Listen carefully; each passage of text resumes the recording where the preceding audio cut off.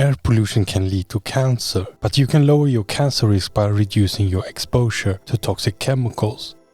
In this video I'm going to talk about air pollution. You will learn about particulate matter and volatile organic compounds and how they negatively affect your health. Discover which chemicals can cause cancer. And finally I will reveal how you can reduce your exposure to air pollution. Like this video and subscribe if you want more info about cancer and want to support this channel. After the Industrial Revolution, humans started to inhale more pollution. Our ancestors didn't have to worry about toxins. But as more people moved to cities and worked at factories, they had to breathe toxic air. And more people could also afford cars, and that led to more air pollution. There are two ways we can measure air pollution.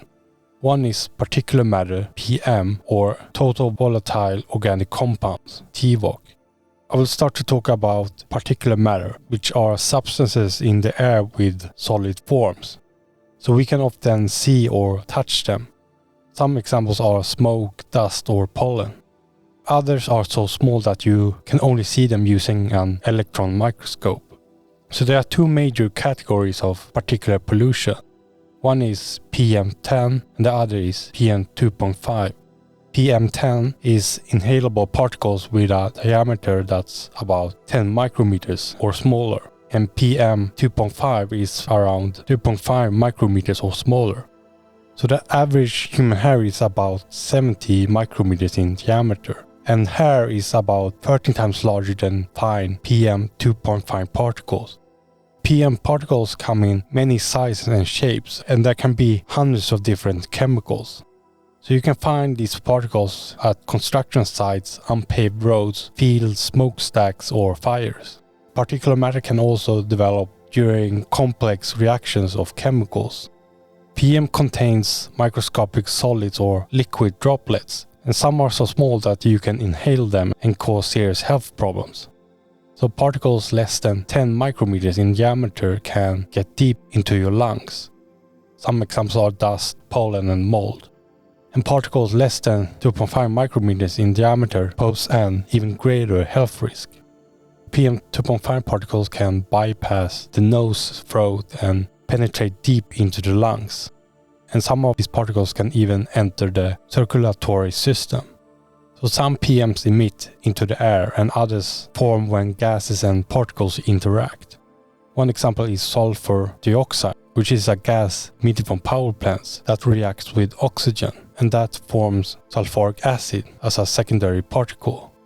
PM2.5 is one of the major pollutants monitored by health authorities worldwide. They measure it with the Air Quality Index, AQI.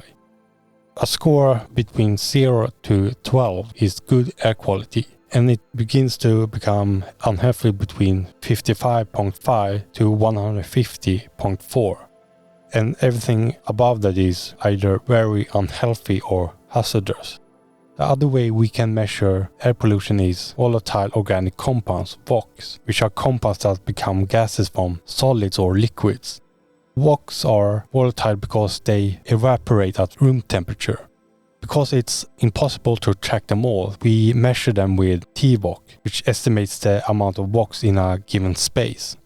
An air quality monitor can detect volatile organic compounds. TVOC readings measure in parts per billion or micrograms per cubic meter. So a score below 250 micrograms per cubic meter is excellent air quality, and when you reach 1000 to 3000 micrograms per cubic meter, the air is unhealthy. VOCs evaporate under average indoor temperature and pressure, and they are sometimes categorized by how easily they emit gases. So the lower the boiling point, the easier the chemical emits into the air. So the least volatile compound found in the air can be solids or liquids. Some exist on surfaces, including dust, furnishings, and building materials. Many products produce VOCs through off-gassing, such as when you renovate a home, or VOCs emit gases from everyday products. Pollution can also come from industries and waste. So the majority of indoor VOCs come from everyday household and office staples such as paint and solvents, glue, carpets, electronic devices, printings, oil and gas, air fresheners, new furniture, building materials and much more. Most car air fresheners and home air fresheners emit VOCs. The Environmental Health Protectives published a paper on VOCs in 2011. The article found that over 100 VOCs came from scented consumer products. And the Natural Resources Defense Council, NRDC, tested a variety of air fresheners, and they discovered that many products were hazardous. 12 out of 14 air fresheners NRDC tested also contain phthalates. So products in our bathroom can contain several chemicals that make us sick. Unilever recalled over 1.5 million products that had elevated levels of benzene. Scented candles in our home also emit toxic VOCs. So the indoor concentration of VOCs is 2 to 5 times higher than outdoors. They increase indoors due to inadequate ventilation, higher temperatures or humidity. The short-term side effects of VOCs include irritated eyes, nose, throat, breathing problems, allergies and asthma, kidney damage, dizziness, headaches, cancer, fatigue and sick building syndrome or SBS. A condition where people in a building get sick. So this condition comes from indoor TVOC levels that are too high. Cases can be mild or severe. Some VOCs are extremely harmful, like formaldehyde and benzene. They can cause cancer. Other volatile organic compounds are less harmful and come from natural sources. For example, plants use VOCs to interact with their environment, and these are often harmless to humans. The European Environment Agency, EEA, investigated the links between cancer and the environment. The organization estimated that air pollution was behind around 10% of European cancer cases. Some researchers from Hong Kong and the UK studied long-term exposure to fine PM. In this study, about 66,000 Hong Kong residents 65 or older were recruited between 1998 and 2001, and the study followed the subjects until 2011. The researchers looked at the annual concentration of PM 2.5 in their homes, and they discovered that every 10 micrograms per cubic meter of increased exposure to PM 2.5 increased the risk of dying from cancer by 22%, and the death rate for cancers of the liver, bile ducts, gallbladder, and pancreas increased by 45%. And people that had breast cancer increased their death risk by 80% or higher. And for lung cancer cases, the mortality rate increased by 36%. Indoor carcinogens can come from tobacco smoke, building materials, and furnishings. Cigarettes can increase our risk of 13 types of cancer. Some examples include mouth, throat, larynx, and esophagus cancer. Outdoor air pollution is a major contributor to diseases worldwide. About 100,000 worldwide lung cancer deaths annually are because of air pollution.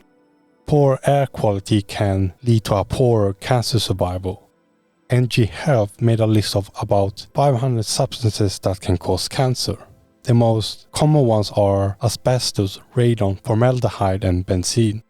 Formaldehyde at work may cause nasal sinus cancer, and professionals who use formaldehyde have an increased risk of leukemia, especially myeloid leukemia. Asbestos fibers are known to be strong and resistant to heat and many chemicals, and it also doesn't conduct electricity. Therefore, asbestos was a popular insulating material since ancient times. But in the first half of the 20th century, evidence showed that asbestos fibers cause lung cancer, and laws later banned the use of asbestos in construction materials. But you can still find it in old buildings. So radon forms naturally from the breakdown of radioactive elements such as uranium. So exposure to radon over a long time can lead to lung cancer. Benzene is a colorless, flammable liquid with a sweet odor. Manufacturers often use it to make other chemicals such as plastic, rubbers, detergents, pesticides, lubricant dyes, and drugs. Benzene can cause cancer based on evidence from studies in both people and lab animals. Not long ago, a freight train carrying hazardous materials derailed on February the 3rd near East Palestine in Ohio. So toxic chemicals leaked into the air, soil, and creeks in the area. Security camera footage showed sparks and flames under one of the 149 rail cars. 11 of the derailed cars were transporting toxic materials. 5 contained vinyl chloride and other toxic chemicals. I looked up vinyl chloride on New Jersey's Department of Health homepage. So you can search for different chemicals and download a PDF report. This report says that vinyl chloride is a colorless gas and is usually used as a liquid under pressure. This chemical is often used to create polyvinyl chloride for pipes, cable coatings, furniture, automobiles, and adhesives. According to this report, vinyl chloride is a carcinogen and should be handled with extreme caution. This gas can cause reproductive damage and irritate the skin and eyes. Some side effects of this gas are headaches, nausea, vomiting, dizziness, fatigue, weakness, and confusion. And prolonged exposure can damage the liver, the nervous system, and the lungs. According to OSHA, the legal airborne permission exposure limit is 1 part per million, averaged over an 8-hour work shift. Any contacts should be reduced to the lowest possible level. So what the government did was the worst thing they could have done. Now many people are exposed to this toxic gas, and we can't know if more people will develop cancer in the future or if the crop is dangerous for human consumption. So there are ways you can reduce your exposure to air pollution. It's impossible to stop outdoor pollution, but you can still affect the indoor air. EPA recommends that you control the source, ventilation, and filtration. So the best way to enhance indoor quality is to eliminate the source. For example, if you have asbestos in your home or a heater that leaks toxic gases, then you should fix this issue. Or you might use cleaning products or paint containing many toxins. If so, then you should remove them. Do your hobbies such as welding, soldering, sanding, or painting outside. And avoid cleaning your home with toxic chemicals. Instead, use non-toxic products to clean your home. You can download this free ebook to learn how to clean your home without using toxic chemicals. Discover natural ways to clean your kitchen, bathroom, windows, or floors without using toxic materials, and instead make your homemade natural products. Also learn how to create non-toxic air fresheners. So I will provide a link to this guide in the show notes below. So by cleaning your home, you can also improve your air quality. Removing dust and other particles can reduce allergies and make breathing easier. So there are several ways you can reduce VOC exposure, such as using airtight containers to store toxic products, or keep chemicals with VOCs away from people in a shed or other storage areas. Or you can dispose of unused chemicals through your community's household hazardous waste collection system. And you can also avoid exposure by renovating your home when it's unoccupied. You can also better your indoor quality by letting in outdoor air. Open windows and doors to improve your air quality, or use a window air conditioner. There are many types of air cleaners on the market, so they can range from inexpensive air filters to more expensive ones.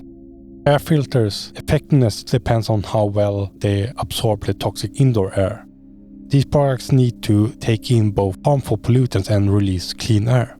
Use an air filter with an activated carbon layer that captures ultra-fine particles as small as 0.1 micrometer.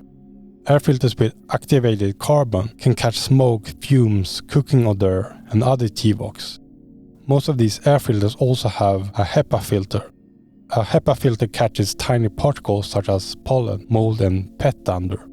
To learn more about carcinogenic chemicals, go to this homepage. So search for the toxin and then download a PDF report. Another way to avoid air pollution is to move to a place with less pollution. You can go to the homepage airnow.gov to look at air pollution in the United States. This homepage shows the PM2.5 concentration in every city. You can also go to iqair.com to show the air pollution in the world. If you can, move to smaller towns or the countryside and avoid big cities. Thank you for watching this video, and I'll see you soon.